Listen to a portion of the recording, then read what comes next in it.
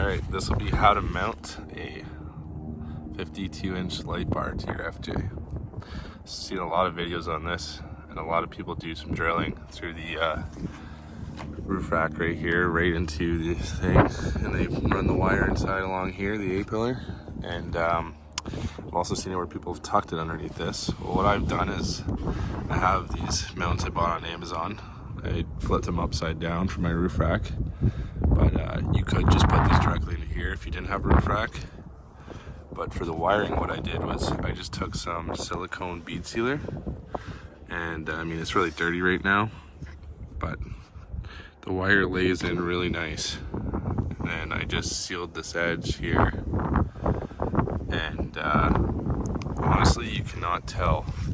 The only thing you see exposed is this little piece here, but if you don't want to do any permanent damage to your truck or run the risk of water coming through one of the holes, this is what I recommend.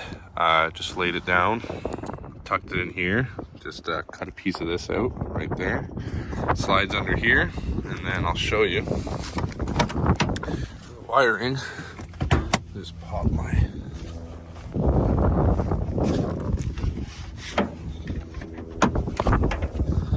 wiring. It sits really nice, so it comes out of there, slides into here. I ran the wires. I have lights on the rear as well, so that's why there's a couple. But anyways, you run them in here, have a relay, have a fuse, and then I just have it hooked directly to my battery with an inline fuse here. I'm gonna get in, add a in the fuse box and add a fuse with a link. That way when I turn off the truck, the switch inside doesn't stay lit up. But I haven't had a problem with my battery dying yet. So anyways, then I ran this here, and then what I did was I actually brought this back out up through here, again without going through the firewall or anything, and then I just ran the wires back through that piece straight through here. The door does not hit them. I've had this on for, I don't know, about 5 months now, no problem. Just cleaned up some of the connections, and tucks right into this floor panel here. Up underneath the truck, you will not be able to see it, and then comes around up to the back here, and then onto this switch.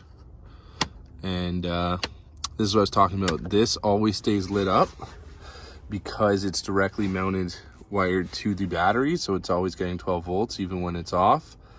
But like I said, it's such a low voltage draw that I don't think it would ever kill your battery. But if you were to let your truck sit for a long period of time, maybe that's a concern. For me, I don't let it sit, it's my daily driver. But yeah, I have it mounted, I'll show you them on. So it lights up, just to let you know the light bar is on. It's nice, so you're not blinding anyone by accident.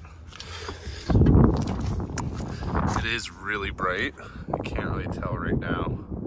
But I had the floodlights on the side, and then in the rear, I have my dirt bike on right now, but in the rear I have 2 pods, and I'll link a video to me driving off-road at night, just so you can see. But these things really light up, and they're awesome.